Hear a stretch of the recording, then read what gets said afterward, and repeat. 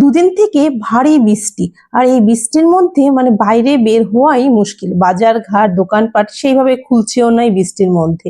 আর বাড়ির থেকে যে বাজার যেগুলো খুলেছে, বাড়ির থেকে বের হবো সেটাও ভিজে যাওয়ার মতো। তো আজকে সন্ধেবেলা যে বৃষ্টির দিনে যে কিছু মুচমুচে বা কোনো খাবার বানালে কি হয়, আর ঘরে বাচ্চারা থাকলে সব সময় কিছু না কিছু খেতেই যায়। তো ঘরে আমার কাছে ব্রেড ছিল, তো ব্রেড গুলোকে আমি কি করব, সবার প্রথমে গ্রেট করে গাজর, পেঁয়াজ, ধনেপাতা, কাঁচা লঙ্কা দিয়ে তার মধ্যে নুন দিয়ে ভালো করে মেখে নিয়েছি। এবার কর্নফ্লাওয়ার আর বেসন দিয়ে মেখে নিয়ে এবার দুটো ডিম ফাটিয়ে একটু বিট নুন ছিটিয়ে একটা ব্যাটার তৈরি করেছি। আর ঘরে ব্রেড ছিল, সেই ব্রেডগুলোকে আমি চৌকোনো করে কেটে নিচ্ছি।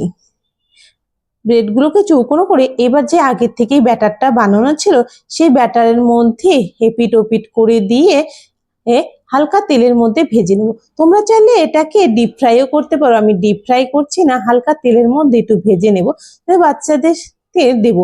তো সবার প্রথমে এক সাইড করে হালকা ধিমি আঁচে এপিট ওপিট করে ভেজে নিচ্ছি। এই যে দেখতে পাচ্ছ। অবশ্য আমার বাচ্চারা সবজিটা একদম খেতেই চায় না, সেজন্যই ওদের এইসব করে খাওয়ানোটা আমার মূল উদ্দেশ্য।